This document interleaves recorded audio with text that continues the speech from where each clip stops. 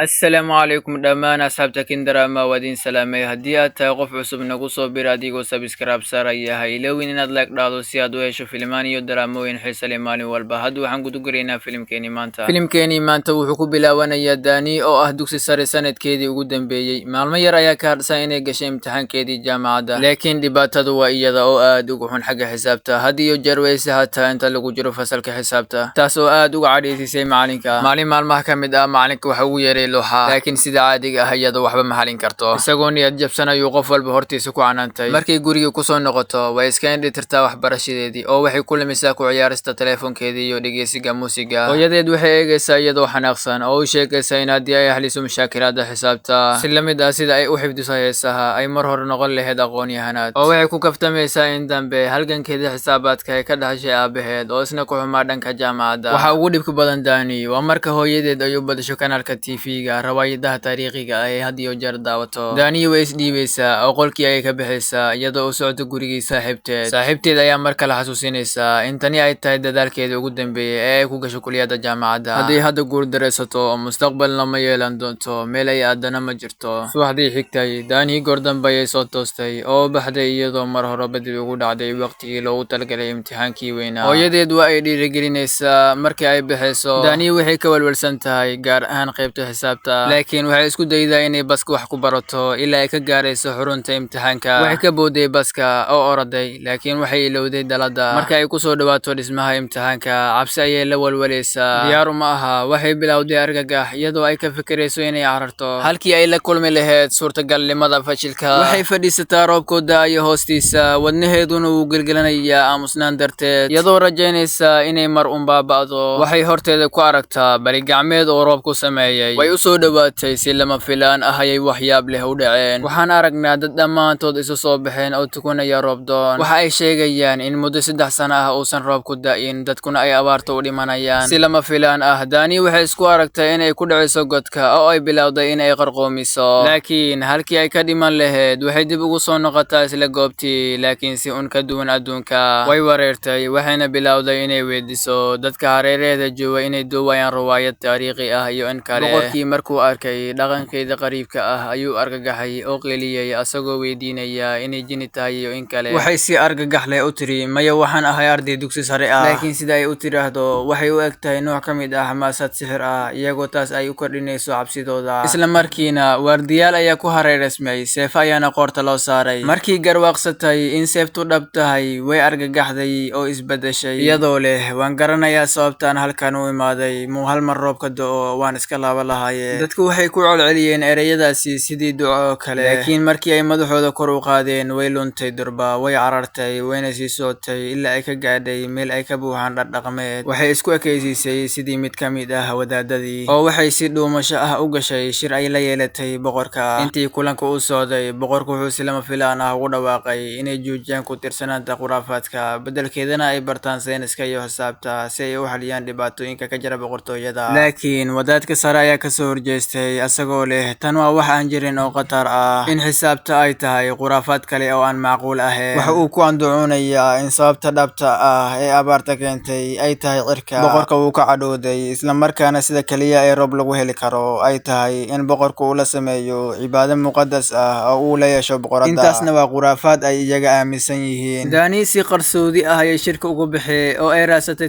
telefoonkeedii, balse mar labaad ayaa la qabtay. Intay sugaysay inuu boqorka yimaado waxay bilowday inay ka fikirto malaha waad baxsan kartaa mar haddii roob ku da'o, balse boqorka ayaa aad ugu naxay asagoo leh 3 sano ma da'in roob. Run ahaantii wuxuu caddeynayaa in si degdeg ah loo toogto. Way argagaxday oo ka baryaysa fadlan sug, aniga waxaan ahay arday mustaqbalka oo aan halkan ku imid sheel. Waxay isku daydaa inay ku qanciso inay wax badan ka taqaan taariikhda, oo markay taas shaqayn weydo waxay si degdeg ah u sheegtaa inay iyadu ku fiican tahay xisaabta. Boqorka oo aad u xiiseeya ayaa dib u dhigay dilka, wuxuuna u sheegay inay cadeyso. Waxa uu horkeenayaa xisaab adag si ay u xaliso. Marka hore way wareertay oo waxay tidhi xitaa ma fahmi karo wax ku qoran waraaqada, laakiin markay ogaato inay tahay aragtida xisaabta si dhaqso ah ayay u xalisaa. Boqorkii wuu yaabay, waxa uu u sheegay in wadaadadu inta badan ay ku qaataan 3 maalmood si ay u xaliyaan dhibaatadan oo kale. Laga bilaabo waqtigaas qof kasta wuxuu bilaabayaa in Dani uu la dhaqmo goom oo ah aqoon-yahanad dhidig ah. Boqorku waxa uu u dhiibayaa hawl in dadka ay barto xisaabta, haddii ay ku guuleysato waxa uu u ogolaan doonaa inay gurigeeda ku noqoto. Laakiin asaga waa ardayga ugu horeeya, waxayna bilowday inay wax barto. Laakiin markii ay ogaatay inuusan xitaa aqoon sida wax loo tiriyo, si samir leh ayay ugu bilowday asaga. Waxay baraysaa aasaaska tirooyinka, isku geynta iyo kala goynta ilaa isku dhufashada. Ugu dambeyntii waxay isku diyaarinayaan tartan xisaabeed oo ay kula tartamayaan fanaaniinta magaalada. Haddii Dani laga adkaado, waa la ciqaabi doonaa. Waxay si geesinimo leh ula dagaalantaa boqorka, oo xitaa madax ayay ka garaacaysaa markii uu wax qaldo. Ilaaladii ayaa u soo yaacaysa iyagoo diyaar u ah inay dilaan, laakiin boqorku wuu joojiyay oo uu ku qayliyay. Waxay qarinayaan dhammaan waraaqada xisaabta markasta oo ay boqoradu soo booqato, iyagoo iska dhigaya inay ku celcelinayaan beddelka muusikada. Maalin maalmaha ka mid ah, boqorkii ayaa ogaaday in Dani ay gaajahayso. Wuxuu ugu yeedhay inay wax la cunto, laakiin ma jeclin cuntadaasi oo waxay geysay jikada. Isticmaalka maaddooyinka boorsadeeda waxay u samaysaa baasto degdeg oo macaan ah. Isaga waa uu ka helayaa baastada, waa uuna cunayaa inkastoo ay yihiin basbaas. Marka ay siiso biyaha, wuu diiday, isagoo u sheegaya inuu jecel yahay kuleelka. Subaxdii dambe, gurigii oo dhan ayaa laga maqlay qayladiisii. Markii ay Dani eegtay, waxay aragtay inuu wejigu u saaran yahay waraaqad, iyadoo u malaynaysa inay habaartay. Intay indhaheeda rogtay ayay tidhi, waxaad cuntay baasto waaye ee ma aha sixir. Waxaasaan ku galayana waa basbaaska oo hadda calooshaada zaid ugu fidmay. Markii ay intaas u sheegtay, ayuu weydiiyey si kastaba ha ahaatee waa maxay caloosha. Dani intay soo fadhiisatay ayay u sharxaysaa caloosha waxay tahay inay madhiciradu ay yihiin caloosha iyo xitaa wadnaha, iyo sida uu hadduu gacanta u saaro uu u dareemayo garaac. Laakiin wuxuu yidhi waxba ma dareemayo. Intay dhoola cadaysa ayay ku tiri waa sax. Maalin maalmaha ka mid ah, marka aad la joogto qof aad jeceshahay, waxaad dareemi doontaa kaliya. Wuxuu la yaabay aqoonta ay u leedahay. Waxa uu bilaabay inuu u arko in ay tahay aqoon-yahanad faqiir ah. Sidaa darteed wuxuu ka codsaday inay barto dhammaan culimada boqortooyada aqoonteeda. Ma aha xisaabta oo kaliya, laakiin wax kasta oo saynis ilaa beeraha ah.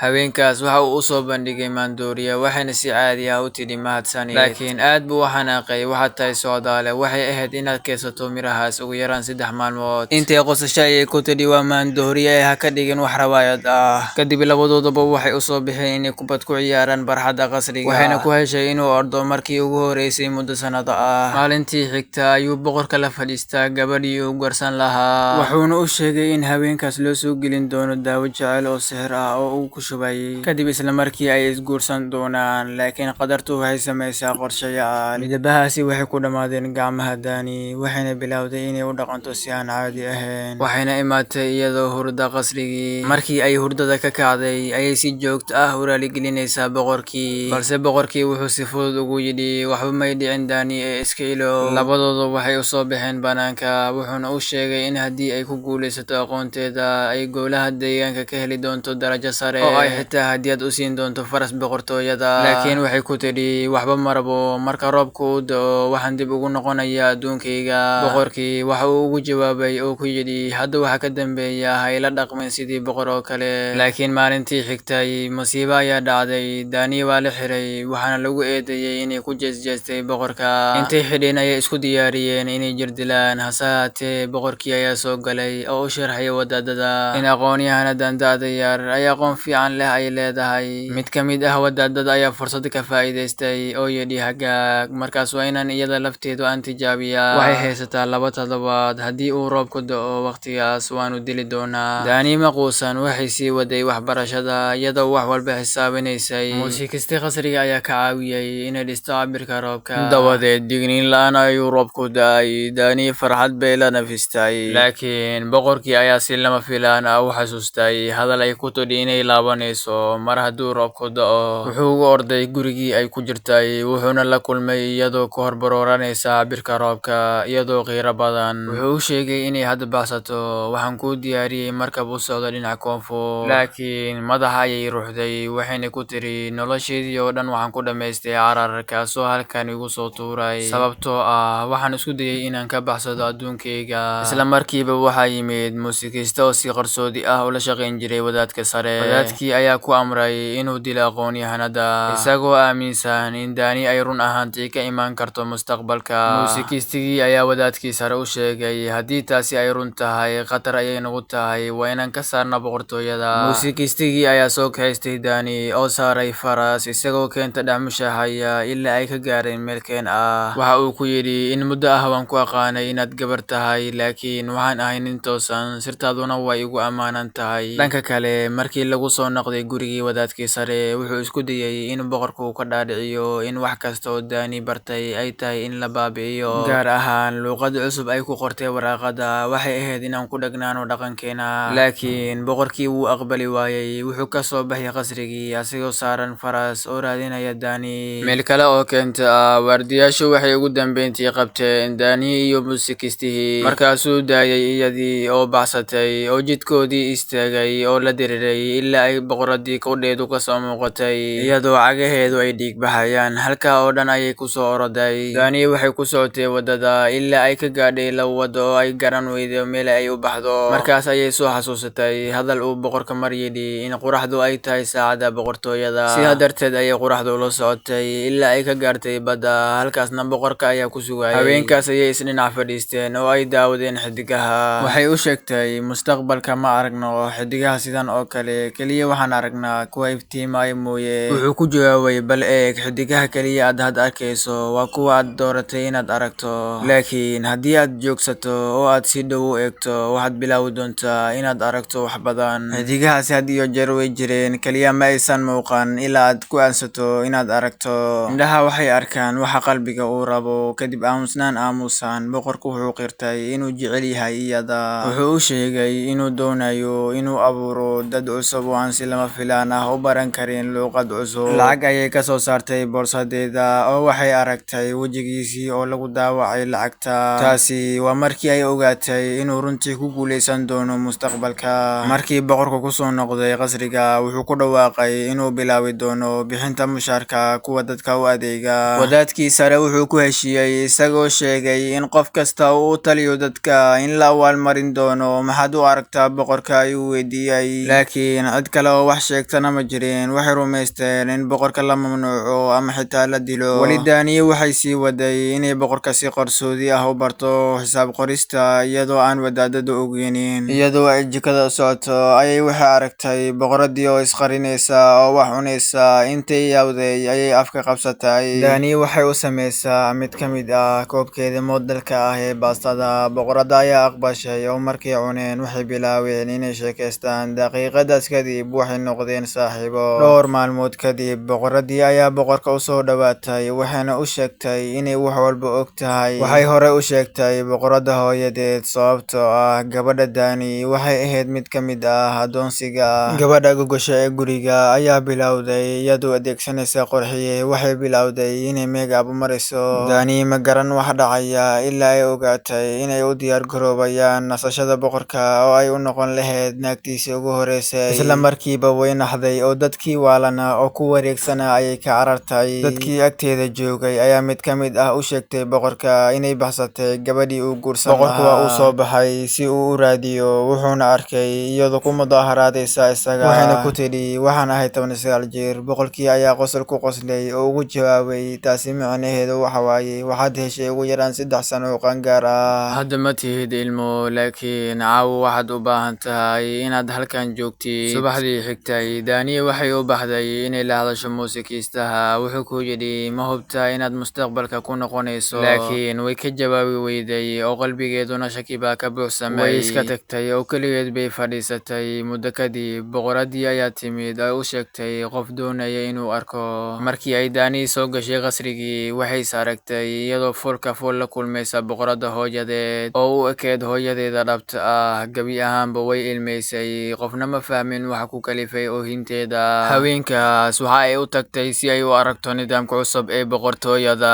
mid ay shakhsi ahaan gacan ku geysatay abuurista nidaamkaas. Waxay rabtaa inay ka caawiso boqortooyada inay si sax ah ula socoto maalmaha iyo bilaha. Boqorkii ayaa dabadeed u yeeray inay u timaado. Waxa uu sameeyay alifbeeto cusub oo ka kooban 28 xaraf oo lagu talagalay in lagu fududeeyo akhrinta iyo qorista si qof walba ay u fahmaan. Markii ay soo galeen howlka weyn, waxa uu ka codsaday inay kursigii xalfadda ku fadhiisato. Dabadeed biinkii timaha ee boqornimada ayuu madax u saaray oo ka codsaday inay la joogto weligeed. Dani ayaa oohin bilowday oo ku tidhi, ma awoodo, waxaan nafteyda u ballan qaaday inaan dib u laaban doono marka roobku yimaado. Hooyadeeda way i sugaysaa, wayna igu kalsoon tahay. Boqorkii si tartiib ah ayuu ugu jawaabay oo ku yidhi, tag iyada soo arag ee soo noqo halkan sidan aan ku wada noolaano. Laakiin mar kale way diiday intuu samirka ka lumay ayuu si cadho leh u yidhi waad sahan tahay mustaqbalka ayaa ka wanaagsan kan boqortooyada. Samee waxaad doonto. Dabadeedna wuu soo baxay isagoo qalbi jabay. Waxay ku hartay hoolka iyadoo weli taagan. Markiiba si lama filaan ah ayaa madax loogu dhuftay bir oo miir daboolantay. Qof ayaa seef ku dhuftay oo dhimashadii Dana dab qabadsiiyay. Boqorka markuu maqlay wixii dhacay ayuu naftiisa biimeeyay oo ololkii dhex maray si uu u badbaadiyo. Maalintii dambe ayuu u yeedhay gacanyarihiisii oo ku yidhi qoraalkii qadiimiga ahaa xalay wuu lumay. Wuxuuna sheegay in wadaadka sare uu xaday. Boqorkii ayaa wadaadka gacantiisa qabtay oo ku yidhi miyaanan cidna ku barin inaad caddeemaha oo dhan tirtirto kadib markaad dambi sidan oo kale gasho. Markaas ayuu u soo jeestay Dani oo weydiiyey kan miyaa kan aad xalay aragtay oo madax ayay luuxday. Halkaa waxaan ku ogaanaynaa in buuggii uu shandadeeda ku jiray uu ka badbaadiyey tooroydii. Boqorkii oo xanaaqsan ayaa wadaadkii la hor yimid. Maxaad sidan u samaysay? Wadaadkii si qabow buu ugu jawaabay waayo haddii uu afkaas cusubi uu sii faafo dhalinyarada si xor ah ayay u fikiri doonaan. Taasna waxay abuuri doontaa fowdo waxayna burburi doontaa boqortooyada. Ma ka baqayo inaan dhinto oo waxaan ka baqayaa qalqalka mustaqbalka ee boqortooyada. Boqorkii ayaa ugu jawaabay xataa haddii aad isku daydo inaad joojiso waxaan u dhisi doonaa nidaamka qorista ee dadka. Waxaana sii rabaa inaan noqdo qof riyooyinka soo socda suurtagal ka dhigayo. Maxaynu u aragnaa inaan ka baqayno inaan xitaa mustaqbalka noolaano. Laakiin wadaadkii ma dhaqaaqin oo jilba joogsaday oo yidhi fadlan iska kii cafi. Waxyar kadib ayaa cirkii ciiru isu bedelay roobkiina da'ay. Dani waxay dhex wareegtay qasrigii iyadoo sagootisay saaxiibadeed markii u dambeysay ka hor intaysan bixin. Boqorkii ayaa weydiiyey in uu sii dhaweyn karo wuxuuna geeyey ilaa xeebta.